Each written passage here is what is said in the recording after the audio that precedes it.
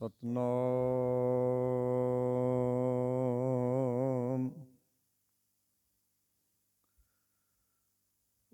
ਵਾਹਿਗੁਰੂ ਸਾਹਿਬ ਜੀ।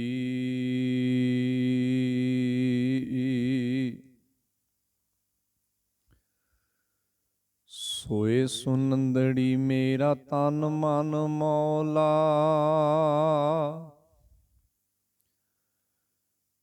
ਨਾਮ ਜਪੰਦੜੀ ਲਾਲੀ।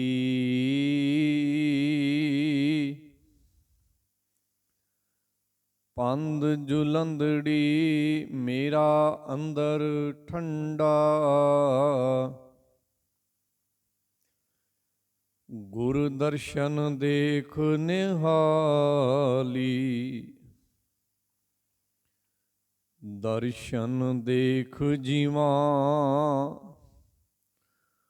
ਗੁਰ ਤੇਰਾ, ਪੂਰਨ ਕਰਮ ਹੋਏ ਪ੍ਰਭ ਮੇਰਾ।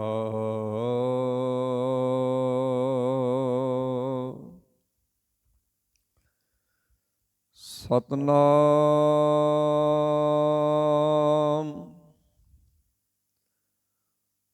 ਵਾਹਿਗੁਰੂ ਜੀ।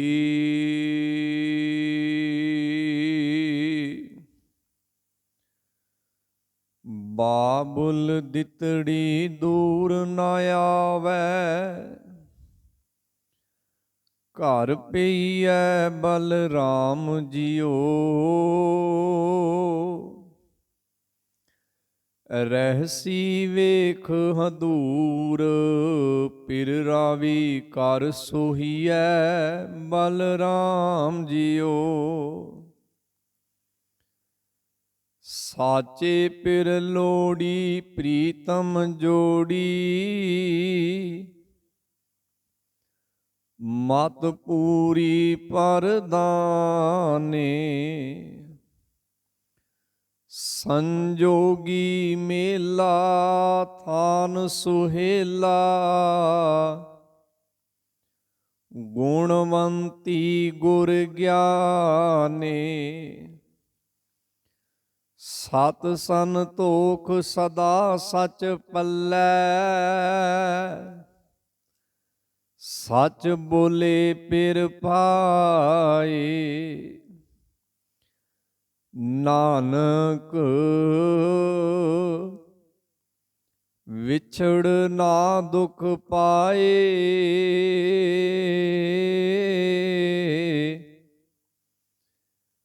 ਗੁਰਮਤਿ ਅੰਕ ਸਮਾਏ। ਨਾਨਕ ਵਿਛੜ ਨਾ ਦੁਖ ਪਾਏ, ਗੁਰਮਤਿ ਅੰਕ ਸਮਾਏ।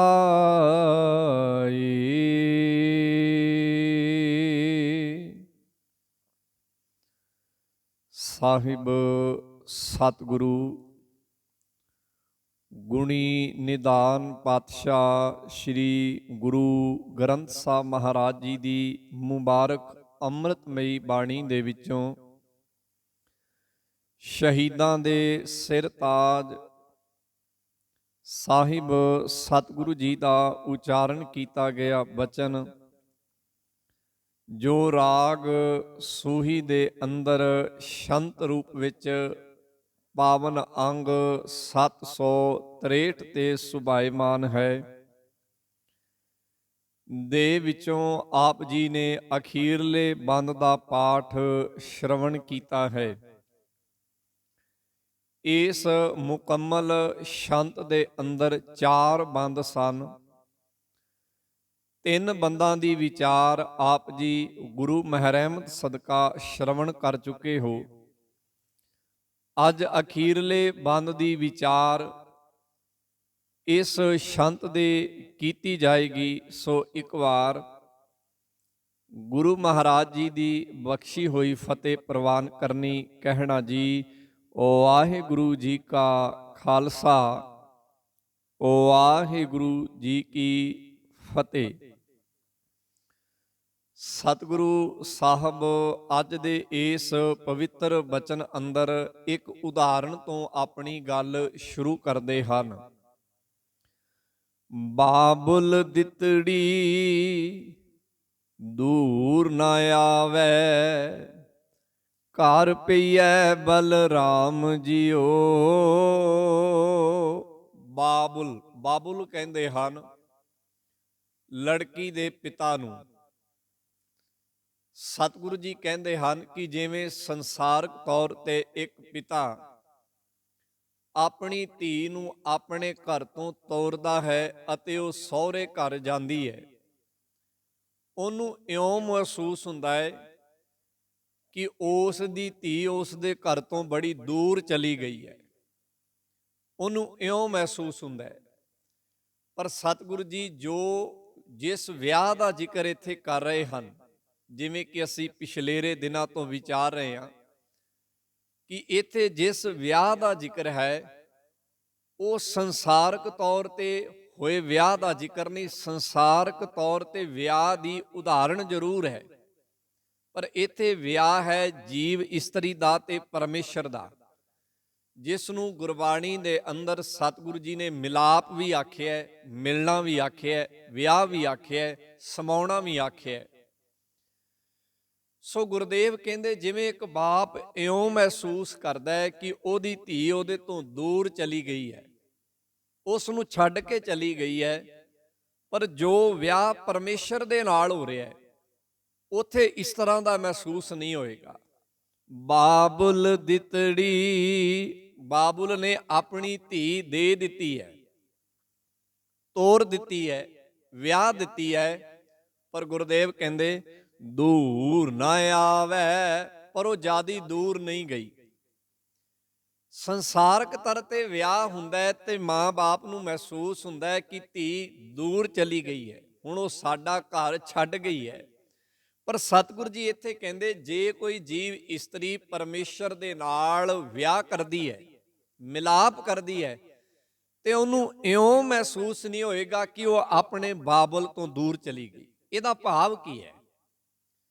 ਇਹਦਾ ਭਾਵ ਇਹ ਹੈ ਜੋ ਸਤਿਗੁਰੂ ਗੁਰੂ ਗ੍ਰੰਥ ਸਾਹਿਬ ਮਹਾਰਾਜ ਜੀ ਦੀ ਪਵਿੱਤਰ ਬਾਣੀ ਨੇ ਲਿਖਿਆ ਹੈ, ਜਿਹਨੂੰ ਗੁਰਦੇਵ ਆਖਦੇ ਨੇ ਅੰਜਨ ਮਾਹੇ ਨਿਰੰਜਨ ਰਹੀ ਹੈ, ਜਿਸ ਨੂੰ ਗੁਰਦੇਵ ਨੇ ਇਉਂ ਵੀ ਆਖਿਆ ਜਦੋਂ ਜੋਗੀਆਂ ਨੇ ਸਤਿਗੁਰੂ ਨੂੰ ਪੁੱਛਿਆ ਸੀ ਕਿ ਤੁਸੀਂ ਕਿਵੇਂ ਧਰਮ ਨੂੰ ਕਮਾ ਰਹੇ ਹੋ, ਕਿਵੇਂ ਉਸ ਪਰਮੇਸ਼ਰ ਦੇ ਗੁਣ ਗਾ ਰਹੇ ਹੋ, ਤੁਸੀਂ ਤੇ ਇਸ ਮਾਇਆ ਲਿਬੜੇ ਸੰਸਾਰ ਦੇ ਵਿੱਚ ਵਿਚਰ ਰਹੇ ਹੋ, ਤੁਹਾਡਾ ਵਿਆਹ ਵੀ ਹੋਇਆ, ਤੁਸੀਂ ਖੇਤੀਬਾੜੀ ਵੀ ਕਰਦੇ ਹੋ, ਤੁਸੀਂ ਮਾਂ-ਬਾਪ ਦਾ ਤਿਆਗ ਵੀ ਨਹੀਂ ਕੀਤਾ, ਤੁਸੀਂ ਨੌਕਰੀ ਵੀ ਕਰਦੇ ਹੋ, ਇਹ ਸਾਰਾ ਕੁਝ ਕਰਦਿਆਂ ਹੋਇਆਂ ਤੁਸੀਂ ਕਿਵੇਂ ਉਸ ਪਰਮੇਸ਼ਰ ਦੇ ਨਾਲ ਜੁੜ ਸਕਦੇ ਹੋ? ਤੇ ਸਤਿਗੁਰੂ ਨੇ ਦੋ ਉਦਾਹਰਨਾਂ ਉਹਨਾਂ ਨੂੰ ਦਿੱਤੀਆਂ ਸਨ। ਜੈਸੇ ਜਲ ਮੈਂ ਕਮਲ ਨਿਰਾਲਮ ਮੁਰਗਾਈ ਨਿਸ਼ਾਨੈ, ਇਹ ਦੋ ਉਦਾਹਰਨਾਂ ਬਾ ਕਮਾਲ ਨੇ। ਇਹ ਉਦਾਹਰਨਾਂ ਦਾ ਸੰਬੰਧ ਇੱਥੇ ਹੈ, ਇਸ ਸੰਦਰਭ ਦੇ ਨਾਲ ਹੈ ਜਿਸ ਨੂੰ ਅਸੀਂ ਵਿਚਾਰ ਰਹੇ ਹਾਂ। ਜਿਵੇਂ ਇੱਥੇ ਗੁਰੂ ਸਾਹਿਬ ਕਹਿ ਰਹੇ ਨੇ ਕਿ ਜਦੋਂ ਸੰਸਾਰਕ ਤੌਰ ਤੇ ਵਿਆਹ ਹੁੰਦਾ ਹੈ ਤੇ ਧੀ ਮਾਪਿਆਂ ਦੇ ਘਰ ਤੋਂ ਬਹੁਤ ਦੂਰ ਚਲੀ ਜਾਂਦੀ ਹੈ, ਉਹ ਆਪਣਾ ਇੱਕ ਅਲੱਗ ਸੰਸਾਰ ਪਰਿਵਾਰ ਵਸਾ ਲੈਂਦੀ ਹੈ। ਪਰ ਜਦੋਂ ਇੱਕ ਜੀਵ ਇਸਤਰੀ ਦਾ ਪਰਮੇਸ਼ਰ ਦੇ ਨਾਲ ਵਿਆਹ ਹੁੰਦਾ ਹੈ, ਮਿਲਾਪ ਹੁੰਦਾ ਹੈ, ਉਦੋਂ ਇਸ ਤਰ੍ਹਾਂ ਦਾ ਨਹੀਂ, ਉਹਦਾ ਵਿਛੋੜਾ ਸੰਸਾਰ ਨਾਲੋਂ ਨਹੀਂ ਪੈਂਦਾ। ਇੱਥੇ ਇਉਂ ਵੀ ਕਿਹਾ ਗਿਆ ਹੈ ਹੱਥ ਕਾਰ ਵੱਲ ਤੇ ਦਿਲ ਯਾਰ ਵੱਲ, ਇਹਨੂੰ ਇਉਂ ਵੀ ਆਖਿਆ ਗਿਆ। ਭਾਵ ਗੁਰਮਤ ਜਿਹੜੀ ਹੈ ਉਹ ਨਾ ਤੇ ਸੰਸਾਰ ਨਾਲੋਂ ਤੋੜਦੀ ਹੈ ਤੇ ਨਾ ਹੀ ਨਿਰੰਕਾਰ ਨਾਲੋਂ ਤੋੜਦੀ ਹੈ। ਜੇ ਗੁਰਮਤ ਨਿਰੰਕਾਰ ਨਾਲ ਜੋੜਦੀ ਹੈ ਤੇ ਇਹਦਾ ਇਹ ਮਤਲਬ ਨਹੀਂ ਕਿ ਬੰਦਾ ਸੰਸਾਰ ਨਾਲੋਂ ਟੁੱਟ ਜਾਂਦਾ, ਤਿਆਗੀ ਹੋ ਜਾਂਦਾ, ਨਹੀਂ। ਗੁਰਮਤ ਨੇ ਇਸ ਨੂੰ ਇਉਂ ਆਖਿਆ, ਜਿਹੜਾ ਬਚਨ ਮੈਂ ਸਾਂਝਾ ਕੀਤਾ, ਕਿ ਜਿਵੇਂ ਇੱਕ ਕਮਲ ਦਾ ਫੁੱਲ ਚਿੱਕੜ ਦੇ ਵਿੱਚ ਰਹਿੰਦਾ ਹੈ ਪਰ ਉਹ ਚਿੱਕੜ ਤੋਂ ਨਿਰਲੇਪ ਹੈ, ਉਹਦੀਆਂ ਪੰਖੜੀਆਂ ਤੇ ਚਿੱਕੜ ਦਾ ਕੋਈ ਅਸਰ ਨਹੀਂ। ਜੈਸੇ ਜਲ ਮੈਂ ਕਮਲ ਨਿਰਾਲਮ, ਨਿਰਾਲਮ ਕਹਿੰਦੇ ਨੇ ਮੈਲ ਤੋਂ ਰਹਿਤ, ਮੁਰਗਾਈ ਨਿਸਾਣੈ, ਮੁਰਗਾਈ ਨਿਸਾਣੈ, ਨਿਸਾਣੈ ਦਾ ਭਾਵ ਹੁੰਦਾ ਨਦੀ। ਜਿਵੇਂ ਇੱਕ ਮੁਰਗਾਈ ਜੋ ਪਾਣੀ ਦਾ ਪੰਛੀ ਹੈ, ਪੰਜਾਬ ਦੀ ਧਰਤੀ ਤੇ ਪਾਇਆ ਜਾਂਦਾ ਹੈ, ਹੋਰ ਜਿੱਥੇ ਪਾਣੀ ਆ ਉੱਥੇ ਵੀ ਪਾਇਆ ਜਾਂਦਾ ਹੈ। ਉਹ ਪਾਣੀ ਦੇ ਵਿੱਚ ਤੈਰਦਾ ਹੈ ਤੇ ਕਹਿੰਦੇ ਨੇ ਕਿ ਉਲਟ ਦਿਸ਼ਾ ਵੱਲ ਤੈਰਦਾ ਹੈ। ਉਲਟ ਦਿਸ਼ਾ ਵੱਲ ਤੈਰਨ ਦਾ ਉਹਦਾ ਸੁਭਾਅ ਹੈ, ਪਰ ਉਹਦੀਆਂ ਪੰਖੜੀਆਂ, ਉਹਦੇ ਜਿਹੜੇ ਖੰਭ ਨੇ, ਉਹਦੇ ਜਿਹੜੇ ਪਰ ਨੇ, ਉਹ ਪਾਣੀ ਦੇ ਉਸ ਪ੍ਰਭਾਵ ਤੋਂ ਨਿਰਲੇਪ ਰਹਿੰਦੇ ਨੇ, ਜਿਵੇਂ ਦਾ ਪ੍ਰਭਾਵ ਬਾਕੀ ਪੰਛੀਆਂ ਦੇ ਖੰਭਾਂ ਤੇ ਪੈ ਜਾਂਦਾ। ਬਾਕੀ ਪੰਛੀ ਜਦੋਂ ਪਾਣੀ ਵਿੱਚ ਡੁਬਕੀ ਲਾਉਂਦੇ ਨੇ ਤੇ ਉਹਨਾਂ ਦੇ ਪੰਖ ਗਿੱਲੇ ਹੋ ਜਾਂਦੇ ਨੇ, ਉਹ ਉੱਡ ਨਹੀਂ ਸਕਦੇ, ਉਡਾਰੀ ਨਹੀਂ ਲਾ ਸਕਦੇ, ਉਹਨਾਂ ਨੂੰ ਪੰਖ ਝਾੜਨੇ ਪੈਂਦੇ ਨੇ ਜਾਂ ਉਹਨਾਂ ਨੂੰ ਸੁਕਾਉਣੇ ਪੈਂਦੇ ਹਨ। ਪਰ ਮੁਰਗਾਈ ਨੂੰ ਕੁਦਰਤ ਨੇ ਐਸਾ ਇੱਕ ਤੱਤ ਬਖਸ਼ਿਆ ਕਿ ਉਹ ਪਾਣੀ ਵਿੱਚ ਡੁਬਕੀ ਵੀ ਲਾਉਂਦੀ ਹੈ, ਪਰ ਉਹਦੇ ਪੰਖਾਂ ਨੂੰ ਪਾਣੀ ਨਹੀਂ ਲੱਗਦਾ। ਰਹਿੰਦੀ ਵੀ ਪਾਣੀ ਵਿੱਚ ਹੈ, ਪਰ ਪਾਣੀ ਉਹਦੇ ਸਰੀਰ ਤੱਕ ਪਹੁੰਚ ਨਹੀਂ ਪਾਉਂਦਾ। ਸੋ ਸਤਿਗੁਰ ਨੇ ਦੋ ਉਦਾਹਰਨਾਂ ਇਸ ਕਰਕੇ ਦਿੱਤੀਆਂ, ਕਹਿੰਦੇ ਜਿਵੇਂ ਚਿੱਕੜ ਦੇ ਵਿੱਚ ਕਮਲ ਹੈ ਤੇ ਕਮਲ ਤੋਂ ਨਿਰਾਲਮ ਹੈ, ਉਹਤੇ ਤੇ ਮੈਲ ਨਹੀਂ। ਜਿਵੇਂ ਮੁਰਗਾਈ ਪਾਣੀ ਵਿੱਚ ਹੈ ਪਰ ਪਾਣੀ ਉਹਦੇ ਖੰਭਾਂ ਨੂੰ ਲੱਗਦਾ ਨਹੀਂ, ਇਵੇਂ ਮੈਂ ਸੰਸਾਰ 'ਚ ਹਾਂ, ਪਰ ਇਸ ਸੰਸਾਰ ਦਾ ਪ੍ਰਭਾਵ ਮੇਰੇ ਤੇ ਨਹੀਂ ਹੈ। ਮੇਰੀ ਸੁਰਤ ਨਿਰੰਕਾਰ ਦੇ ਨਾਲ ਜੁੜੀ ਹੋਈ, ਰਹਿੰਦਾ ਮੈਂ ਇਹਦੇ ਵਿੱਚ ਹੀ। ਗੁਰਦੇਵ ਦਾ ਬਚਨ ਹੈ, ਪਾਤਸ਼ਾਹ ਜੀ ਕਹਿੰਦੇ ਨੇ, ਜੈਸੇ ਜਲ ਮੈਂ ਕਮਲ ਨਿਰਾਲਮ, ਮੁਰਗਾਈ ਨਿਸ਼ਾਨੈ, ਸ਼ਬਦ ਸੁਰਤ ਭਵ ਸਾਗਰ ਤਰੀਐ, ਨਾਨਕ ਨਾਮ ਵਖਾਣੈ। ਇਸ ਨੂੰ ਸਤਿਗੁਰੂ ਜੀ ਨੇ ਇਉਂ ਵੀ ਆਖਿਆ ਹੈ, ਨਾਨਕ ਘਰ ਬੈਠਿਆਂ ਸ਼ਹਿ ਪਾਈਐ, ਜੇ ਨੀਅਤ ਰਾਸ ਕਰੇ। ਕਹਿੰਦੇ ਗੱਲ ਸਾਰੀ ਤੇਰੀ ਨੀਅਤ ਦੀ ਹੈ, ਸੁਰਤ ਦੀ ਹੈ, ਇਸ ਸੰਸਾਰ ਨੂੰ ਛੱਡ ਕੇ ਜਾਣ ਦੀ ਨਹੀਂ ਹੈ। ਪਾਤਸ਼ਾਹ ਨੇ ਕਿਤੇ ਵੀ ਇਸ ਸੰਸਾਰ ਨੂੰ ਛੱਡ ਕੇ ਜਾਣ ਦੀ ਗੱਲ ਬਾਣੀ 'ਚ ਨਹੀਂ ਕੀਤੀ, ਸਗੋਂ ਗੁਰਦੇਵ ਤੇ ਇਹੀ ਪ੍ਰੇਰਨਾ ਦਿੰਦੇ ਰਹੇ, ਭਾਈ ਤੂੰ ਇਸ ਸੰਸਾਰ ਵਿੱਚ ਰਹਿ ਕੇ ਹੀ ਨਿਰੰਕਾਰ ਤੱਕ ਪਹੁੰਚ ਕਰਨੀ। ਇਸ ਨੂੰ ਕਈ ਰੂਪਾਂ 'ਚ ਬਾਣੀ 'ਚ ਲਿਖਿਆ, ਕਿਤੇ ਆਖ ਦਿੱਤਾ ਅੰਜਨ ਮਾਹੇ ਨਿਰੰਜਨ ਰਹੀ। ਅੰਜਨ ਕਹਿੰਦੇ ਨੇ ਕਾਲਖ ਨੂੰ, ਤੇ ਨਿਰੰਜਨ ਦਾ ਭਾਵ ਹੈ ਜੋ ਕਾਲਖ ਤੋਂ ਰਹਿਤ ਹੈ। ਕਹਿੰਦੇ ਇਸ ਦੁਨੀਆ ਨੂੰ ਦੇ ਵਿੱਚ, ਭਾਵ ਇਸ ਕਾਲਖ ਦੇ ਵਿੱਚ ਜਿੱਥੇ ਅਨੇਕ ਤਰ੍ਹਾਂ ਦੇ ਕਰਮ ਕਾਂਡ ਨੇ, ਅਵਗਣ ਨੇ, ਐਬ ਨੇ, ਇਹਦੇ ਵਿੱਚ ਰਹਿ ਕੇ ਤੂੰ ਇਹਦੇ ਤੋਂ ਨਿਰਲੇਪ ਰਹਿਣਾ ਹੈ। ਸੋ ਉਹੀ ਗੱਲ ਸਤਿਗੁਰੂ ਜੀ ਇੱਥੇ ਜ਼ਿਕਰ ਕਰਦੇ ਨੇ, ਕਹਿੰਦੇ ਨੇ ਬਾਬੁਲ ਦਿਤੜੀ ਦੂਰ ਨਾ ਆਵੇ। ਬਾਬੁਲ ਨੇ ਧੀ ਤੋਰ ਦਿੱਤੀ ਹੈ, ਭਾਵ ਜੀਵ ਇਸਤਰੀ ਨੇ ਪਰਮੇਸ਼ਰ ਦੇ ਨਾਲ ਆਪਣਾ ਮਿਲਾਪ ਕਰ ਲਿਆ, ਪਰ ਉਹਨੂੰ ਹੁਣ ਇਉਂ ਮਹਿਸੂਸ ਨਹੀਂ ਹੁੰਦਾ ਕਿ ਉਹ ਸੰਸਾਰ ਛੱਡ ਕੇ ਕਿਤੇ ਦੂਰ ਚਲੀ ਗਈ ਹੈ। ਹੁਣ ਜਦੋਂ ਤੁਸੀਂ ਇਸ ਬਾਣੀ ਦੀ ਵਿਆਖਿਆ ਨੂੰ ਸਨਾਤਨ ਮਤ ਦੇ ਨਾਲ ਜੋੜੋਗੇ ਤਾਂ ਕਿੱਡਾ ਵੱਡਾ ਅੰਤਰ ਆ ਜਾਂਦਾ ਹੈ। ਜਦੋਂ ਸਨਾਤਨ ਮਤ ਦੇ ਵਿੱਚ ਅਸੀਂ ਪਰਮੇਸ਼ਰ ਦੇ ਮਿਲਾਪ ਦੀ ਗੱਲ ਪੜ੍ਹਦੇ ਹਾਂ ਤੇ ਉਹ ਹਮੇਸ਼ਾ ਮੌਤ ਤੋਂ ਬਾਅਦ ਦਾ ਜ਼ਿਕਰ ਕਰਦੇ ਨੇ ਕਿ ਬੰਦਾ ਸਰੀਰਕ ਤਲ ਤੇ ਮਰੇਗਾ, ਉਸ ਤੋਂ ਬਾਅਦ ਉਹ ਮਾਤ ਲੋਕ ਤੋਂ, ਪਾਤਾਲ ਲੋਕ ਤੋਂ, ਤੇ ਫਿਰ ਜਾ ਕੇ ਕਿਤੇ ਸਵਰਗ ਲੋਕ 'ਚ ਜਾਏਗਾ, ਤੇ ਸਵਰਗ ਲੋਕ ਤੋਂ ਫਿਰ ਕਿਤੇ ਉਹਦਾ ਮਿਲਾਪ ਪਰਮੇਸ਼ਰ ਨਾਲ ਹੋਏ। ਪਰ ਇੱਥੇ ਸਤਿਗੁਰ ਨੇ ਜੋ ਵਿਆਖਿਆ ਦਿੱਤੀ ਹੈ ਉਹ ਬੜੀ ਬਾਕਮਾਲ ਹੈ ਕਿ ਇੱਥੇ ਨਾ ਤੇ ਸਰੀਰ ਦੇ ਤਲ ਤੇ ਮਰਨ ਦੀ ਗੱਲ ਹੈ, ਇੱਥੇ ਕੇਵਲ ਤੇ ਕੇਵਲ ਜਿਹੜਾ ਹੈ ਸੰਸਾਰ ਵਿੱਚ ਰਹਿ ਕੇ ਨਿਰੰਕਾਰ ਦੇ ਨਾਲ ਜੁੜਨ ਦੀ ਗੱਲ ਹੈ। ਸੋ ਇਹ ਭਾਵ ਨੂੰ ਸਤਿਗੁਰ ਨੇ ਉਦਾਹਰਨ ਕਿਹੜੀ ਦੁਆਰਾ ਸਮਝਾਇਆ ਹੈ? ਉਦਾਹਰਨ ਸਾਡੇ ਸੰਸਾਰ ਦੀ ਲਈ ਹੈ। ਜਿਵੇਂ ਅਸੀਂ ਆਪਣੇ ਘਰੋਂ ਧੀ ਨੂੰ ਤੋਰਦੇ ਹਾਂ ਤੇ ਉਹ ਮਹਿਸੂਸ ਹੁੰਦਾ ਬੜੀ ਦੂਰ ਚਲੀ ਗਈ ਹੈ, ਪਰ ਕਹਿੰਦੇ ਜਦੋਂ ਤੂੰ ਨਿਰੰਕਾਰ ਨਾਲ ਜੁੜੇਗਾ ਤੇ ਤੈਨੂੰ ਇਉਂ ਨਹੀਂ ਮਹਿਸੂਸ ਹੋਏਗਾ ਕਿ ਤੂੰ ਸੰਸਾਰ ਨੂੰ ਛੱਡ ਕੇ ਕਿਤੇ ਹੋਰ ਚਲਾ ਜਾ, ਨਾ, ਉਦੋਂ ਤੇਰਾ ਚੇਤੇ ਸੰਸਾਰ ਵਿੱਚ ਹੋਰ ਰਹਿਣ ਲਈ ਕਹੇਗਾ, ਜਿਸ ਨੂੰ ਬਾਣੀ ਵਿੱਚ ਇਉਂ ਵੀ ਆਖਿਆ, ਧੰਨ ਧੰਨ ਧੰਨ ਜਨ ਆਇਆ, ਜਿਸ ਪ੍ਰਸਾਦ ਸਭ ਜਗਤ ਤਰਾਇਆ। ਫਿਰ ਇਉਂ ਮਹਿਸੂਸ ਹੁੰਦਾ ਹੈ, ਜਨ ਆਵਣ ਕਾ ਇਹ ਸੁਆਓ, ਜਨ ਕੈ ਸੰਗ ਚਿਤ ਆਵੈ, ਨਾਉ ਆਪ ਮੁਕਤ ਮੁਕਤ ਕਰੈ ਸੰਸਾਰ, ਨਾਨਕ ਤਿਸ ਜਨ ਕੋ ਸਦਾ ਨਮਸਕਾਰ। ਸਤਿਗੁਰੂ ਜੀ ਕਹਿੰਦੇ ਐਸੇ ਸੰਸਾਰ ਵਿੱਚ ਰਹਿ ਕੇ ਜੀਵਨ ਜੀਣ ਵਾਲੇ ਨੂੰ ਨਮਸਕਾਰ ਕਰਨ ਨੂੰ ਜੀ ਕਰਦਾ, ਜਿਹੜਾ ਸੰਸਾਰ 'ਚ ਰਹਿ ਕੇ ਹੀ ਨਿਰੰਕਾਰ ਦੇ ਨਾਲ ਜੁੜਿਆ ਹੋਇਆ। ਬਾਣੀ ਵਿੱਚ ਤੁਸੀਂ ਬਹੁਤ ਸਾਰੇ ਬਚਨ ਭਗਤਾਂ ਦੇ ਪ੍ਰਥਾਏ ਪੜ੍ਹੋਗੇ।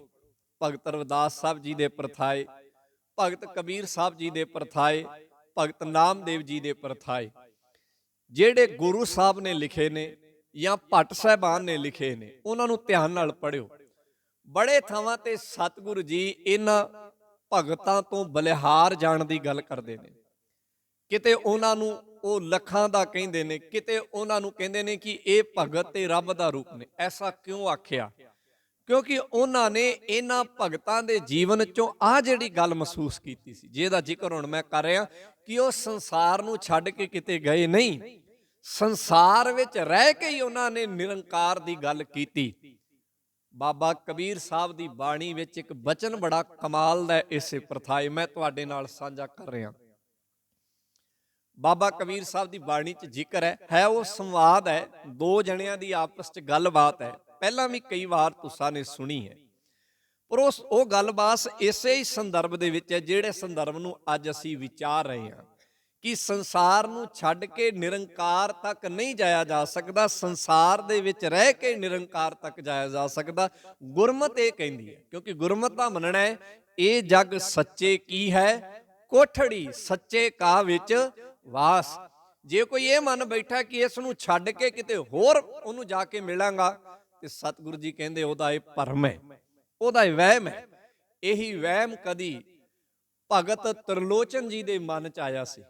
ਭਗਤ ਤ੍ਰਿਲੋਚਨ ਜੀ ਦੇ ਮਨ 'ਚ ਇਹੀ ਭਰਮ ਆਇਆ ਸੀਗਾ। ਉਹਨਾਂ ਨੇ ਇਸੇ ਕਰਕੇ ਬਾਬਾ ਨਾਮਦੇਵ ਜੀ ਨੂੰ ਇੱਕ ਗੱਲ ਕਹੀ, ਨਾਮਾ ਮਾਇਆ ਮੋਹਿਆ ਕਹਿ ਤਿਲੋਚਨ ਮੀਤ, ਕਾਹੇ ਛਿਪੋ ਛਾਇਲੇ ਰਾਮ ਨਾ ਲਾਵੋ ਚੀਤ। ਛਿਪੋ ਛਾਇਲੇ ਦਾ ਮਤਲਬ ਹੁੰਦਾ ਹੈ, ਛਿਪੋ ਕਹਿੰਦੇ ਨੇ ਛਿੰਬੇ ਨੂੰ, ਤੇ ਛਾਇਲੇ ਦਾ ਮਤਲਬ ਹੁੰਦਾ ਕੱਪੜੇ ਦੇ ਉੱਪਰ ਜੋ ਰੰਗ ਬੂਟੀਆਂ ਪਾਉਣਾ, ਜਿਹਨੂੰ ਆਪਾਂ ਕਹਿੰਦੇ ਰੰਗ ਦੇਣਾ, ਉਹਨੂੰ ਇੱਕ ਸੁਨਹਿਰਾ ਰੂਪ ਦੇਣਾ, ਇੱਕ ਵਧੀਆ ਰੰਗ ਦੇਣਾ।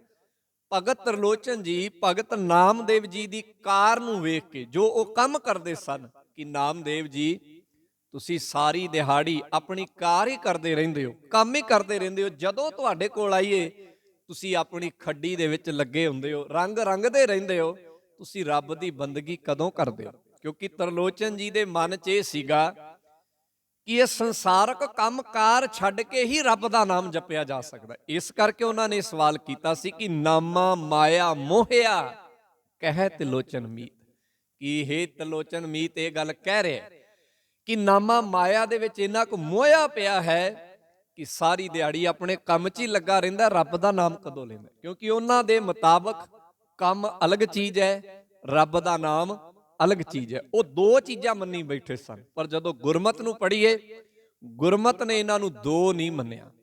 ਇਹ ਦੋ ਨਹੀਂ, ਇਹ ਇੱਕ ਹੀ ਹੈ। ਵੇਖਣ ਨੂੰ ਦੋ ਲੱਗਦੇ ਨੇ ਪਰ ਹੈ ਇੱਕ ਹੀ ਹੈ। ਇਹ ਸਿੱਕੇ ਦੇ ਦੋ ਪਹਿਲੂ ਨੇ, ਪਰ ਉਹ ਦੋ ਸਿੱਕੇ ਨਹੀਂ, ਸਿੱਕਾ ਇੱਕ ਹੀ ਹੈ। ਕੰਮ ਕਰਨਾ ਤੇ ਨਾਮ ਜਪਣਾ, ਇਹ ਦੋ ਚੀਜ਼ਾਂ ਅਲੱਗ-ਅਲੱਗ ਨਹੀਂ ਗਈਆਂ। ਗੁਰਮਤਿ ਨੇ ਇਸ ਗੱਲ ਨੂੰ ਸਪਸ਼ਟ ਕੀਤਾ ਹੈ। ਇਸੇ ਕਰਕੇ ਇਸ ਭਰਮ 'ਚ ਨਾਮਦੇਵ ਜੀ ਨੇ, ਇਸ ਭਰਮ 'ਚ ਤ੍ਰਿਲੋਚਨ ਜੀ ਨੇ ਨਾਮਦੇਵ ਜੀ ਨੂੰ ਸਵਾਲ ਕੀਤਾ, ਨਾਮਾ ਮਾਇਆ ਮੋਹਿਆ ਕਹਿ ਤਿਲੋਚਨ ਮੀਤ, ਕਾਹੇ ਛਿਪੋ ਛਾਇਲੇ ਰਾਮ ਨਾ ਲਾਵੋ ਚੀਤ। ਅੱਗਿਓ ਭਗਤ ਨਾਮਦੇਵ ਜੀ ਨੇ ਜਵਾਬ ਦਿੱਤਾ, ਨਾਮਾ ਕਹਿ ਤਿਲੋਚਨਾ ਮੁਖ ਤੇ ਰਾਮ ਸੰਭਾਲ, ਹਾਥ ਪਾਉ ਕਰ ਕਾਮ ਸਭ। ਦੇਖੋ ਉਹਨਾਂ ਨੇ ਦੋਵਾਂ ਚੀਜ਼ਾਂ ਨੂੰ ਇਕੱਠਿਆਂ ਜੋੜ ਦਿੱਤਾ ਕਿ ਮੈਂ ਰੱਬ ਦਾ ਨਾਮ ਵੀ ਜਪ ਰਿਹਾ ਤੇ ਕੰਮ ਵੀ ਕਰ ਰਿਹਾ। ਦੋ ਕੰਮ ਕਰਨ ਦੇ ਲਈ ਅਲੱਗ-ਅਲੱਗ ਸਮਾਂ ਨਹੀਂ ਚਾਹੀਦਾ, ਇੱਕੋ ਸਮੇਂ 'ਚ ਹੀ ਇਹ ਦੋਵੇਂ ਕੰਮ ਇਕੱਠੇ ਹੋ ਸਕਦੇ ਨੇ। ਬਾਣੀ ਇਹ ਕਹਿੰਦੀ ਹੈ, ਗੁਰਮਤਿ ਇਹ ਕਹਿੰਦੀ ਹੈ। ਗੁਰਮਤਿ ਇਹ ਨਹੀਂ ਕਹਿੰਦੀ ਕਿ ਨਾਮ ਜਪਣ ਲਈ ਅਲੱਗ ਸਮਾਂ ਚਾਹੀਦਾ ਹੈ ਅਤੇ ਕੰਮ ਕਰਨ ਲਈ ਅਲੱਗ ਸਮਾਂ ਚਾਹੀਦਾ। ਕਿਰਤ ਕਰਨ ਲਈ ਕਹਿੰਦੇ ਕਿਰਤ ਤੇ ਨਾਮ ਦੋਵੇਂ ਚੀਜ਼ਾਂ ਇਕੱਠੀਆਂ ਜੁੜੀਆਂ ਹੋਈਆਂ। ਮੈਂ ਬੇਨਤੀ ਕੀਤੀ ਸੀ ਅੱਗੇ ਵੀ ਇੱਕ ਵਾਰ ਕਿ ਜਿੱਥੇ ਇਹ ਦੋ ਚੀਜ਼ਾਂ ਅਲੱਗ-ਅਲੱਗ ਹੋ ਗਈਆਂ, ਸਤਿਗੁਰ ਨੇ ਉੱਥੇ ਹੀ ਜ਼ਿਕਰ ਕੀਤਾ ਕਿ ਕਿਰਤ ਨਹੀਂ ਰਹਿੰਦੀ, ਉਹ ਅਧਰਮ ਦੀ ਕਿਰਤ ਹੋ ਜਾਂਦੀ ਹੈ, ਤੇ ਉਹ ਨਾਮ ਜਪਣਾ ਨਹੀਂ ਰਹਿੰਦਾ, ਉਹ ਪਖੰਡ ਹੋ ਜਾਂਦਾ ਹੈ। ਬਾਣੀ ਇਹ ਕਹਿੰਦੀ ਹੈ, ਤੁਸੀਂ ਪੜ੍ਹ ਕੇ ਵੇਖੋ ਬਾਣੀ ਦੇ ਵਿੱਚ ਸਤਿਗੁਰੂ ਜੀ ਕਿਉਂ ਜਿਹੜਾ ਹੈ ਇਸ ਗੱਲ ਦਾ ਜ਼ਿਕਰ ਵਾਰ-ਵਾਰ ਕਰਦੇ ਨੇ ਕਿ ਜਿਹੜੇ ਬੰਦੇ ਇਕੱਲੇ ਕਿਰਤ ਹੀ ਕਰਦੇ ਰਹੇ, ਉਹਨਾਂ ਨੂੰ ਸਤਿਗੁਰੂ ਜੀ ਨੇ ਚੋਟ ਮਾਰੀ ਕਿ ਤੁਹਾਡੀ ਕਿਰਤ ਦੇ ਵਿੱਚ ਅਧਰਮ ਹੈ, ਇਹ ਤੁਹਾਡੀ ਕਿਰਤ ਧਰਮ ਦੀ ਨਹੀਂ ਹੈ। ਇਹ ਕੀ ਹੈ? ਹੱਕ ਪਰਾਇਆ ਨਾਨਕਾ ਉਸ ਸੂਰ, ਉਸ ਗਾਏ ਗੁਰ ਪੀਰ ਹਾਮਾ ਤਾ ਭਰੇ ਜਾਂ ਮੁਰਦਾਰ ਨਾ ਖਾਏ। ਮਾਰਨ ਪਾਏ ਹਲਾਲ ਮੈਂ ਹੋਏ ਹਲਾਲ, ਮਾਰਨ ਪਾਏ ਹਰਾਮ ਮੈਂ ਹੋਏ ਹਲਾਲ ਨਾ ਜਾਏ। ਤੇ ਜਿੱਥੇ ਬੰਦਾ ਧਰਮ ਦੇ ਕਰਮ ਕਰਦਾ ਸੀਗਾ, ਵੇਖਣ ਨੂੰ ਲੱਗਦਾ ਸੀ ਕਿ ਇਹ ਬੜਾ ਧਰਮੀ ਸੀ, ਸਤਿਗੁਰੂ ਨੇ ਉਹਨੂੰ ਆਖਿਆ ਗਲ ਮਾਲਾ ਤਿਲਕ ਲਿਲਾਟੰ, ਦੋਇ ਧੋਤੀ ਬਸਤਰ ਕਪਾਟੰ, ਜੇ ਜਾਣਸ ਬ੍ਰਹਮੰ ਕਰਮੰ ਸਭ ਫੋਕਟ ਨਿਕਚੋ ਕਰਮ। ਇਹ ਤੇਰੇ ਕਰਮ ਫੋਕਟ ਨੇ, ਕਿਉਂਕਿ ਉਹਨਾਂ ਦੋਵਾਂ ਨੇ ਅਲੱਗ ਕਰ ਦਿੱਤਾ, ਕਿਰਤ ਨੂੰ ਅਲੱਗ ਕਰ ਦਿੱਤਾ, ਨਾਮ ਜਪਣ ਨੂੰ ਅਲੱਗ ਕਰ ਦਿੱਤਾ। ਸਤਿਗੁਰੂ ਕਹਿੰਦੇ ਐਸਾ ਨਹੀਂ। ਗੁਰਦੇਵ ਨੇ ਸਾਨੂੰ ਇਹ ਸੁਨੇਹਾ ਦਿੱਤਾ, ਜਿਹੜਾ ਭਗਤ ਤਰਲੋਚਨ ਜੀ ਨੂੰ ਨਾਮਦੇਵ ਜੀ ਸਮਝਾ ਰਹੇ ਨੇ, ਕਹਿ ਰਹੇ ਨੇ ਨਾਮਾ ਕਹਿ ਤਿਲੋਚਨਾ, ਮੁਖ ਤੇ RAM ਸੰਭਾਲ, ਹਾਥ ਪਾਉ ਕਰ ਕਾਮ, ਸਭ ਚੀਤ ਨਿਰੰਜਨ ਨਾਲ। ਦੋਵੇਂ ਚੀਜ਼ਾਂ ਇਕੱਠੀਆਂ ਨੇ, ਅਲੱਗ-ਅਲੱਗ ਨਹੀਂ। ਸੋ ਮੈਂ ਜਿੱਥੋਂ ਗੱਲ ਸ਼ੁਰੂ ਕੀਤੀ ਸੀ, ਅੱਜ ਦੇ ਵਚਨ 'ਚ ਇਹ ਗੱਲ ਆਈ ਕਿ ਜਿਵੇਂ ਇੱਕ ਧੀ ਨੂੰ ਬਾਬਲ ਉਸ ਦਾ ਬਾਪ ਤੋਰ ਦਿੰਦੇ ਨੇ ਤੇ ਉਹਨਾਂ ਨੂੰ ਇਉਂ ਮਹਿਸੂਸ ਹੁੰਦਾ ਹੈ ਕਿ ਸਾਡੀ ਧੀ ਸਾਡੇ ਤੋਂ ਦੂਰ ਚਲੀ ਗਈ ਹੈ, ਤੇ ਧੀ ਨੂੰ ਵੀ ਇਉਂ ਮਹਿਸੂਸ ਹੁੰਦਾ ਹੈ ਕਿ ਹੁਣ ਮੇਰੇ ਹੱਥੋਂ ਮੇਰਾ ਪੇਕਾ ਘਰ ਖੁੱਸ ਗਿਆ ਹੈ। ਇੱਥੇ ਇਹ ਉਦਾਹਰਣ ਦੇ ਕੇ ਸਤਿਗੁਰੂ ਜੀ ਵਿਆਹ ਦਾ ਜ਼ਿਕਰ ਕਰਦੇ ਨੇ। ਵਿਆਹ ਕਿਹੜੇ ਦਾ? ਪਰਮੇਸ਼ਰ ਦੇ ਨਾਲ ਜੀਵ ਇਸਤਰੀ ਦਾ, ਭਾਵ ਸਾਡੇ ਵਿਆਹ ਦਾ ਪਰਮੇਸ਼ਰ ਦੇ ਨਾਲ ਮਿਲਾਪ ਦਾ ਜ਼ਿਕਰ ਕਰਦੇ ਨੇ। ਕਹਿੰਦੇ ਜਦੋਂ ਜੀਵ ਇਸਤਰੀ ਪਰਮੇਸ਼ਰ ਨਾਲ ਮਿਲਾਪ ਕਰਦੀ ਹੈ ਤੇ ਉਹਨੂੰ ਇਉਂ ਮਹਿਸੂਸ ਨਹੀਂ ਹੁੰਦਾ ਕਿ ਉਹਨੂੰ ਸੰਸਾਰ ਛੱਡ ਕੇ ਜਾਣਾ ਪਏਗਾ, ਜਿਵੇਂ ਇੱਕ ਸੰਸਾਰਕ ਤੌਰ ਤੇ ਧੀ ਨੂੰ ਮਹਿਸੂਸ ਹੋ ਰਿਹਾ ਹੈ ਕਿ ਉਹਨੂੰ ਆਪਣੇ ਬਾਪ ਦਾ ਘਰ ਛੱਡ ਕੇ ਜਾਣਾ ਪਏਗਾ। ਕਹਿੰਦੇ ਉਹ ਮਹਿਸੂਸ ਨਹੀਂ ਹੁੰਦਾ। ਪਰਮੇਸ਼ਰ ਨਾਲ ਮਿਲਾਪ ਸੰਸਾਰ ਵਿੱਚ ਰਹਿ ਕੇ ਹੀ ਹੈ, ਸੰਸਾਰ ਤੋਂ ਦੂਰ ਜਾ ਕੇ ਨਹੀਂ, ਮਰ ਕੇ ਨਹੀਂ, ਇਥੋਂ ਵਿਛੜ ਕੇ ਨਹੀਂ, ਕਿਉਂਕਿ ਗੁਰਮਤ ਕਹਿੰਦੀ ਉਹ ਇਸ ਕੁਦਰਤ ਦੇ ਵਿੱਚ ਹੀ ਹੈ, ਜਿਹਨੂੰ ਆਪਾਂ ਬਾਣੀ ਦੇ ਵਿੱਚੋਂ ਪੜ੍ਹਦੇ ਹਾਂ, ਖਾਲਕ ਖਲਕ ਖਲਕ ਮੈਂ ਖਾਲਕ ਪੂਰ ਰਿਓ ਸਰਬ ਠਾਈ। ਤੁਸੀਂ ਵੇਖੋ, ਹੈਰਾਨ ਹੋ ਜਾਓਗੇ ਕਿ ਲੋਕਾਂ ਦੇ ਨਾਲ ਕਿੱਡੀ ਵੱਡੀ ਠੱਗੀ ਹੁੰਦੀ ਰਹੀ। ਬਾਣੀ ਵਿੱਚ ਜ਼ਿਕਰ ਹੈ, ਬਾਬਾ ਕਬੀਰ ਸਾਹਿਬ ਨੇ ਜ਼ਿਕਰ ਕੀਤਾ ਕਿ ਇੱਥੋਂ ਦੇ ਭਾਰਤ ਦੇ ਧਾਰਮਿਕ ਬੰਦਿਆਂ ਨੇ ਲੋਕਾਂ ਨੂੰ ਰੱਬ ਦੇ ਨਾਲ ਮਿਲਾਉਣ ਦੇ ਲਈ ਉਹਨਾਂ ਨੂੰ ਅਣਿਆਈ ਮੌਤ ਦਿੱਤੀ। ਬਨਾਰਸ ਦੇ ਅੰਦਰ ਇੱਕ ਆਰਾ ਲੱਗਾ ਸੀ ਤੇ ਇੱਕ ਰੁੱਖ ਸੀਗਾ, ਦੋਵਾਂ ਦਾ ਜ਼ਿਕਰ ਸਾਡੇ ਇਤਿਹਾਸ 'ਚ ਆਉਂਦਾ ਹੈ। ਉਸ ਆਰੇ ਨੂੰ ਕਰਵਤ ਆਰਾ ਕਹਿੰਦੇ ਸਨ ਤੇ ਇੱਕ ਰੁੱਖ ਸੀਗਾ, ਉਹਨੂੰ ਵਟ ਵ੍ਰਿਕਸ਼ ਕਹਿੰਦੇ ਸਨ, ਬੜਾ ਉੱਚਾ ਪੁਰਾਣਾ ਰੁੱਖ। ਉਹ ਦੋ ਪੁਜਾਰੀਆਂ ਨੇ ਰੱਖੇ ਸਨ। ਜਿਹੜੇ ਬੰਦੇ ਮੁਕਤੀ ਲੈਣ ਲਈ ਜਾਂਦੇ ਕਿ ਅਸੀਂ ਪਰਮੇਸ਼ਰ ਨਾਲ ਮਿਲਣਾ ਹੈ, ਮੁਕਤੀ ਚਾਹੀਦੀ ਹੈ ਸਾਨੂੰ, ਤਾਂ ਪੁਜਾਰੀ ਉਹਨੂੰ ਕਹਿੰਦਾ ਵੀ ਜੋ ਤੇਰੇ ਕੋਲ ਹੈ ਉਹ ਸਾਡੇ ਇੱਥੇ ਭੇਂਟ ਕਰ ਜਾ, ਜਾਂ ਤੇ ਆਰੇ ਨਾਲ ਚਿਰਵਾ ਕੇ ਮਰ ਜਾ, ਤੇ ਜਾਂ ਰੁੱਖ ਤੋਂ ਇਸ ਵਟ ਵ੍ਰਿਕਸ਼ ਤੋਂ ਚੜ੍ਹ ਕੇ ਛਾਲ ਮਾਰ ਦੇ, ਤੈਨੂੰ ਮੁਕਤੀ ਮਿਲ ਜਾਏਗੀ। ਸੋਚੋ ਲੋਕਾਂ ਦੇ ਨਾਲ ਕਿੰਨਾ ਵੱਡਾ ਜ਼ੁਲਮ ਹੁੰਦਾ ਰਿਹਾ, ਜਿਸ ਨੂੰ ਸਾਡੇ ਗੁਰਦੇਵ ਭਗਤ ਸਾਹਿਬਾਨ ਦੁਨੀਆ ਦੇ ਉਹ ਉੱਚ ਕੋਟੀ ਦੇ ਮਹਾਂਪੁਰਖ ਕਹਿ ਰਹੇ ਨੇ ਕਿ ਮਰਨ ਤੋਂ ਬਾਅਦ ਨਹੀਂ, ਮਰਨ ਤੋਂ ਪਹਿਲਾਂ ਇਸ ਸੰਸਾਰ 'ਚ ਰਹਿ ਕੇ ਮਿਲਿਆ ਜਾ ਸਕਦਾ ਹੈ। ਲੱਖਾਂ ਲੋਕ ਇਸ ਲੁੱਟ ਦੀ ਭੇਂਟ ਚੜੇ। ਇਹ ਤੇ ਭਲਾ ਹੋਵੇ ਅੰਗਰੇਜ਼ਾਂ ਦਾ, ਉਹਨਾਂ ਨੇ ਆ ਕੇ ਉਹ ਕਰਵਤ ਆਰਾ ਤੇ ਉਹ ਵਟ ਵ੍ਰਿਕਸ਼ ਤੇ ਹੁੰਦੀਆਂ ਹੋਈਆਂ ਹੱਤਿਆਵਾਂ ਬੰਦ ਕੀਤੀਆਂ ਕਿ ਇਹ ਜ਼ੁਲਮ ਹੋ ਰਿਹਾ ਹੈ, ਇਹ ਲੋਕਾਂ ਦੇ ਨਾਲ ਅਨਿਆਂ ਹੋ ਰਿਹਾ ਹੈ। ਲੋਕਾਂ ਨੂੰ ਵਹਿਮ ਤੇ ਭਰਮ ਵਿੱਚ ਰੱਖ ਕੇ ਉਹਨਾਂ ਨੂੰ ਅਣਿਆਈ ਮੌਤ ਜਿਹੜੀ ਆ ਉਹ ਦਿੱਤੀ ਜਾ ਰਹੀ ਹੈ। ਹਾਲਾਂਕਿ ਸਤਿਗੁਰੂ ਨੇ ਵੀ ਬਾਣੀ 'ਚ ਇਸ ਗੱਲ ਦਾ ਜਗ੍ਹਾ ਜਗ੍ਹਾ ਤੇ ਵਿਰੋਧ ਕੀਤਾ। ਸੋ ਇੱਕ ਨਿਵੇਕਲੀ ਵਿਚਾਰਧਾਰਾ ਗੁਰੂ ਸਾਹਿਬ ਲੈ ਕੇ ਆਏ। ਗੁਰੂ ਸਾਹਿਬ ਤੋਂ ਪਹਿਲਾਂ ਇਹ ਵਿਚਾਰਧਾਰਾ ਕਿਸੇ ਕੋਲ ਨਹੀਂ ਸੀਗੀ। ਭਾਵੇਂ ਧਰਮ ਬੜੇ ਆਏ, ਤੁਸੀਂ ਈਸਾਈਅਤ ਪੜ੍ਹੋ, ਤੁਸੀਂ ਇਸਲਾਮ ਪੜ੍ਹੋ, ਤੁਸੀਂ ਬੌਧ ਮਤ ਪੜ੍ਹੋ, ਤੁਸੀਂ ਜਿਹੜਾ ਹੈ ਜੈਨ ਮਤ ਪੜ੍ਹੋ, ਤੁਸੀਂ ਜਿਹੜਾ ਹੈ ਸਨਾਤਨ ਮਤ ਪੜ੍ਹੋ। ਕਿਸੇ ਨੇ ਵੀ ਇਸ ਗੱਲ ਦਾ ਜ਼ਿਕਰ ਨਹੀਂ ਕੀਤਾ ਕਿ ਇਸ ਸੰਸਾਰ ਦੇ ਹਰ ਇੱਕ ਕੰਮ ਨੂੰ ਕਰਦਿਆਂ ਉਸ ਪਰਮੇਸ਼ਰ ਨਾਲ ਮਿਲਿਆ ਜਾ ਸਕਦਾ ਹੈ। ਹਰ ਕਿਸੇ ਨੇ ਕਿਸੇ ਨਾ ਕਿਸੇ ਢੰਗ ਦੇ ਨਾਲ ਇਸ ਸੰਸਾਰ ਤੋਂ ਟੁੱਟ ਕੇ ਨਿਰੰਕਾਰ ਦੇ ਨਾਲ ਜੁੜਨ ਦੀ ਗੱਲ ਕੀਤੀ ਹੈ। ਸਨਾਤਨ ਮਤ ਦੀ ਗੱਲ ਮੈਂ ਕਰ ਦਿੱਤੀ ਤੁਹਾਡੇ ਨਾਲ। ਤੁਸੀਂ ਬੌਧ ਮਤ ਪੜ੍ਹੋ। ਬੋਧੀਆਂ ਨੇ ਕੀ ਕੀਤਾ? ਬੋਧੀਆਂ ਨੇ ਵੀ ਇਹੀ ਕੁਝ ਕੀਤਾ। ਉਹ ਲੋਕਾਂ ਨੂੰ ਆਪਣੇ ਮੱਠਾਂ ਦੇ ਵਿੱਚ ਲੈ ਗਏ, ਉੱਥੇ ਖੜ ਕੇ ਉਹਨਾਂ ਨੇ ਲੋਕਾਂ ਨੂੰ ਇੰਨੇ ਕੁ ਅਹਿੰਸਾਵਾਦੀ ਬਣਾ ਦਿੱਤਾ ਕਿ ਜਦੋਂ ਕਿਤੇ ਉਹਨਾਂ ਨੂੰ ਹਿੰਸਾ ਦਾ ਮੁਕਾਬਲਾ ਕਰਨਾ ਪਿਆ ਤੇ ਉਹ ਮੁਕਾਬਲਾ ਨਹੀਂ ਕਰ ਪਾਏ। ਬੋਧੀਆਂ ਦੇ ਮੱਠਾਂ ਦੇ ਮੱਠ ਖਾਲੀ ਹੋ ਗਏ। ਜੈਨੀਆਂ ਨਾਲ ਇਸ ਤਰ੍ਹਾਂ ਹੋਇਆ। ਜੈਨੀਆਂ ਦਾ ਜ਼ਿਕਰ ਤੇ ਬਾਣੀ ਵਿੱਚ ਵੀ ਹੈ ਕਿ ਉਹ ਇੰਨੇ ਕੁ ਅਹਿੰਸਾਵਾਦੀ ਹੋ ਗਏ, ਉਹਨਾਂ ਨੇ ਆਪਣੇ ਅੰਦਰੋਂ ਇਸ ਕੁਦਰਤ ਨੂੰ ਇੰਨਾ ਕੁ ਜਿਹੜਾ ਹੈ ਗਲਤ ਸਮਝਿਆ, ਜਿਹਦਾ ਜ਼ਿਕਰ ਸਤਿਗੁਰੂ ਨੇ ਬਾਣੀ ਦੇ ਵਿੱਚ ਵੀ ਕੀਤਾ ਕਿ ਉਹ ਆਪਣੇ ਸਿਰ ਦੇ ਵਾਲ ਤੱਕ ਵੀ ਖੁਹਾਉਣ ਲੱਗ ਪਏ।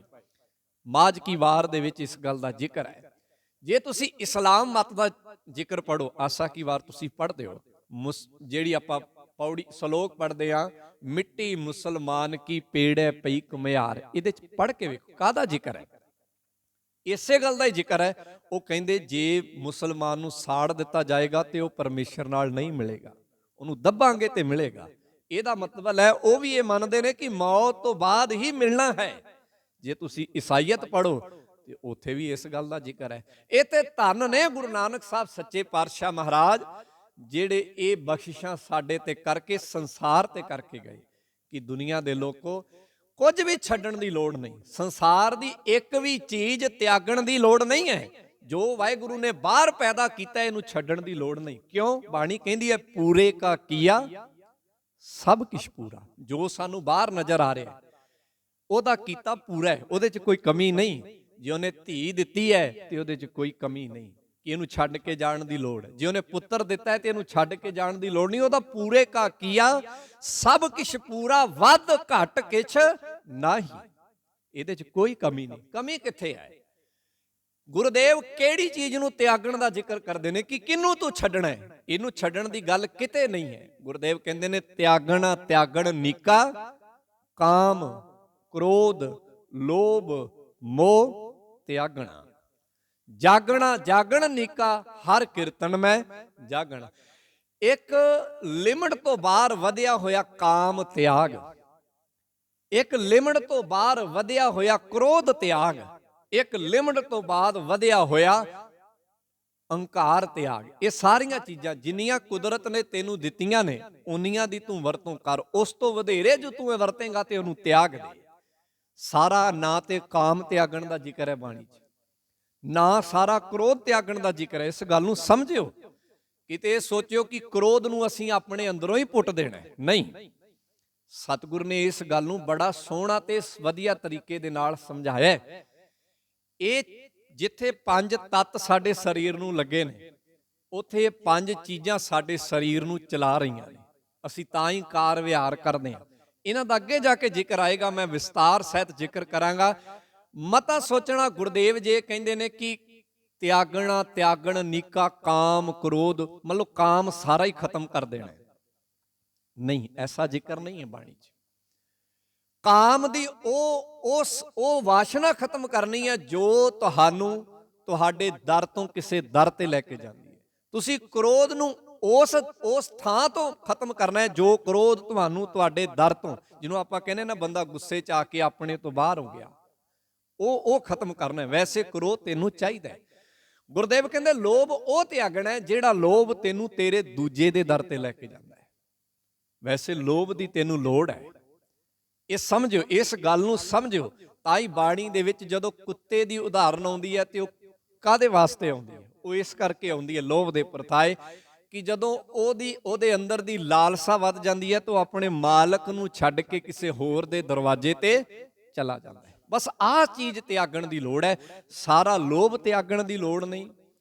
ਇਸੇ ਨੂੰ ਗੁਰਦੇਵ ਇਉਂ ਕਹਿੰਦੇ ਨੇ ਅੰਜਨ ਮਾਹੇ ਨਿਰੰਜਨ ਰਹੀ। ਇਹ ਕਾਲਖ ਹੈ, ਇਹਦੇ ਵਿੱਚ ਹੀ ਅਸੀਂ ਰਹਿਣਾ। ਖੈਰ, ਮੈਂ ਜਿਹੜੀ ਬੇਨਤੀ ਕਰ ਰਿਹਾ ਸਾਂ, ਸਤਿਗੁਰ ਨੇ ਉਦਾਹਰਨ ਦਿੱਤੀ ਬੜੀ ਬਾ ਕਮਾਲ ਕਿ ਧੀ ਮਹਿਸੂਸ ਕਰਦੀ ਹੈ ਕਿ ਮੈਂ ਮਾਂ ਪਿਓ ਦਾ ਘਰ ਛੱਡ ਕੇ ਚਲੀ ਗਈ ਹਾਂ, ਪਰ ਕਹਿੰਦੇ ਜਦੋਂ ਤੂੰ ਵਾਹਿਗੁਰੂ ਨਾਲ ਵਿਆਹ ਕਰੇਗਾ ਨਾ, ਤੇਰਾ ਵਾਹਿਗੁਰੂ ਨਾਲ ਮਿਲਾਪ ਹੋਏਗਾ, ਤੈਨੂੰ ਇਉਂ ਮਹਿਸੂਸ ਨਹੀਂ ਹੋਏਗਾ ਕਿ ਤੈਨੂੰ ਸੰਸਾਰ ਛੱਡ ਕੇ ਜਾਣ ਦੀ ਮਹਿਸੂਸ ਹੋਏਗਾ ਕਿ ਛੱਡ ਕੇ ਚਲਾ ਜਾਵਾਂ।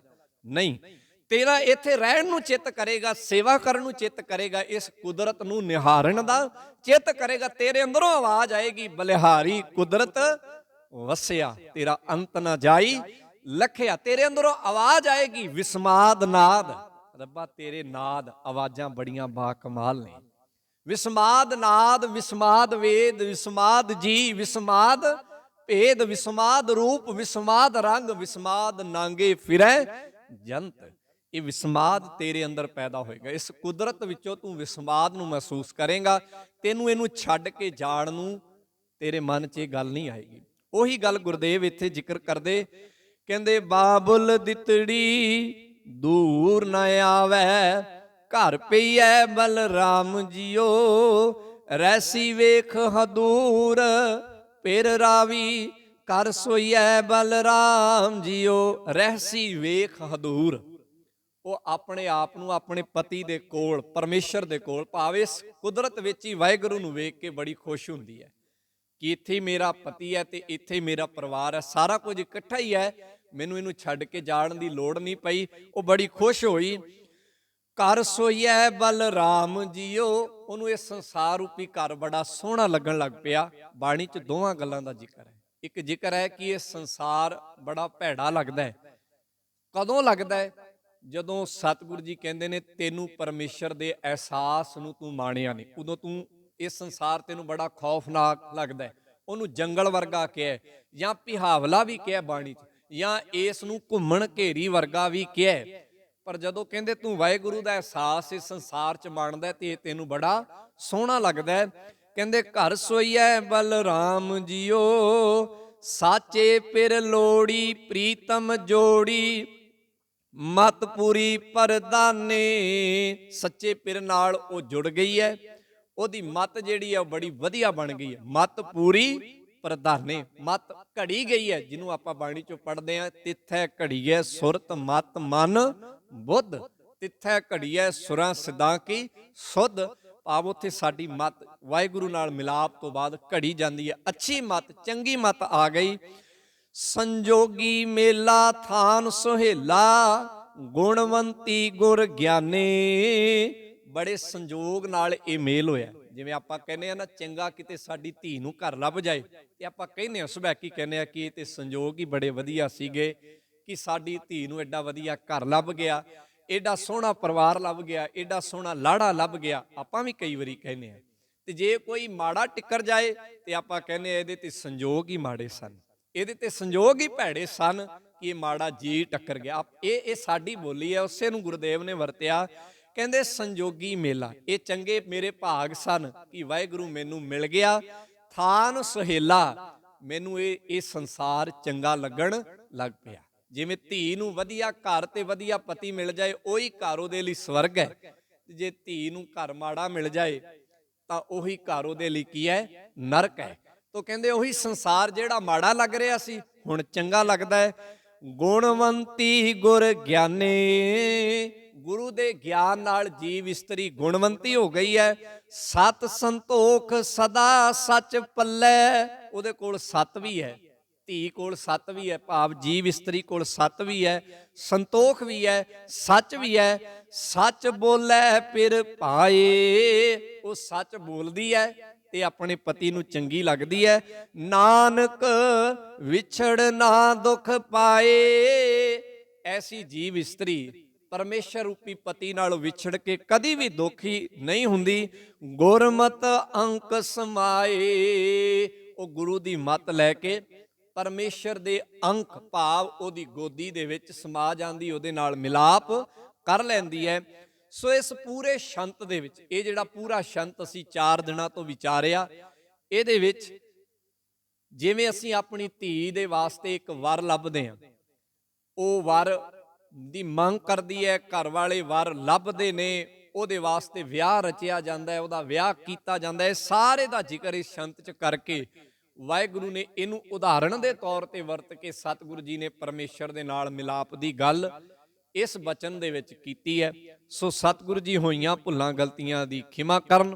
ਕੱਲ ਦੇ ਦੀਵਾਨ ਵਿੱਚ ਆਪਾਂ ਜੋ ਖਾਲਸੇ ਦਾ ਵਿਸ਼ੇਸ਼ ਦਿਹਾੜਾ ਹੈ, ਜੋ ਸਤਿਗੁਰੂ ਗੁਰੂ ਗੋਬਿੰਦ ਸਿੰਘ ਸੱਚੇ ਪਾਤਸ਼ਾਹ ਮਹਾਰਾਜ ਸਾਡੀ ਝੋਲੀ ਦੇ ਵਿੱਚ ਪਾ ਕੇ ਗਏ, ਹੋਲਾ ਮਹੱਲਾ, ਉਹਦੇ ਇਤਿਹਾਸ ਨੂੰ ਸੰਖੇਪ ਜਿਹਾ ਜਿਹੜਾ ਹੈ ਆਪਾਂ ਵਿਚਾਰਨ ਦੀ ਕੋਸ਼ਿਸ਼ ਕਰਾਂਗੇ ਕਿ ਸਤਿਗੁਰੂ ਜੀ ਨੇ ਇਹ ਜੋ ਨਵੀਂ ਰਹੂ ਰੀਤ ਸਾਨੂੰ ਦਿੱਤੀ, ਕਿਸ ਤਰ੍ਹਾਂ ਸਾਡੇ ਪੰਥ 'ਚ ਆਈ, ਉਸ ਵਕਤ ਕੀ ਕੀਤਾ ਜਾਂਦਾ ਸੀਗਾ, ਇਸ ਨੂੰ ਅਸੀਂ ਸਾਡੇ ਉਸ ਵਕਤ ਦੇ ਇਤਿਹਾਸ ਵਿੱਚੋਂ ਤੇ ਬਾਣੀ ਵਿੱਚੋਂ, ਬਾਣੀ ਵਿੱਚ ਵੀ ਕਈ ਸ਼ਬਦ ਇਹਦੇ ਨਾਲ ਸੰਬੰਧਿਤ ਨੇ, ਤੁਸੀਂ ਸੁਣਦੇ ਹੋ। ਹੋਲੀ ਕੀਨੀ ਸੰਤ ਸੇਵ, ਰੰਗ ਲਾਗਾ ਅਤ ਲਾਲ, ਇਹ ਹੋਲੀ ਦਾ ਮਤਲਬ ਕੀ ਹੈ? ਕੱਲ ਨੂੰ ਉਸ ਸੰਦਰਭ 'ਚ ਆਪਾਂ ਵਿਚਾਰ ਕਰਨ ਦੀ ਕੋਸ਼ਿਸ਼ ਕਰਾਂਗੇ।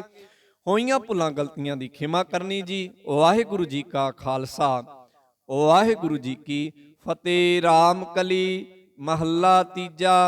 ਆਨੰਦ ਇੱਕ ਓੰਕਾਰ ਸਤਿਗੁਰ ਪ੍ਰਸਾਦ, ਆਨੰਦ ਪਿਆ ਮੇਰੀ ਮਾਈ, ਸਤਿਗੁਰੂ ਮੈਂ ਪਾਇਆ।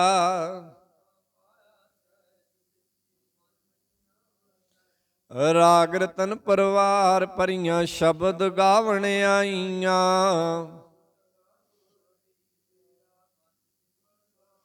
ਕਹਿ ਨਾਨਕ ਆਨੰਦ ਹੋਆ, ਸਤਿਗੁਰੂ ਮੈਂ ਪਾਇਆ।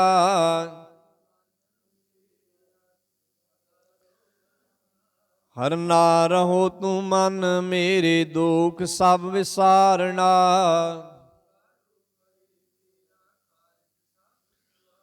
ਸਭਨਾ ਗੱਲਾਂ ਸਮਰੱਥ ਸੁਆਮੀ, ਸੋ ਕਿਉ ਮਨੋ ਵਿਸਾਰੇ। ਸਾਚੇ ਸਾਹਿਬਾ ਕਿਆ ਨਹੀਂ ਕਰਤੇ ਰੈ, ਸਦਾ ਸਿਫਤ ਸਲਾਹ ਤੇਰੀ, ਨਾਮ ਮਨ ਵਸਾਵੇ। ਕਹਿ ਨਾਨਕ ਸੱਚੇ ਸਾਹਿਬ ਕਿਆ ਨਹੀਂ ਕਰਤੇ ਰੈ, ਸਾਚਾ ਨਾਮ ਮੇਰਾ ਆਧਾਰੋ। ਕਾਰ ਸ਼ਾਂਤ ਸੁਖ ਮਨ ਆਏ ਵਸਿਆ, ਜਿਨ ਇੱਛਾ ਸਭ ਪੁਜਾਈਆਂ। ਕਹਿ ਨਾਨਕ ਸੁਣੋ ਸੰਤੋ ਸ਼ਬਦ ਤਰੋ ਪਿਆਰੋ, ਸਾਚਾ ਨਾਮ ਮੇਰਾ ਆਧਾਰੋ ਆਜੇ। ਕਲਾ ਜਿਤ ਕਰ ਧਾਰਿਆ, ਪੰਚ ਦੋ ਤੁਧ ਵਸ, ਕੀਤੇ ਕਾਲ ਕੰਟਕ ਮਾਰਿਆ।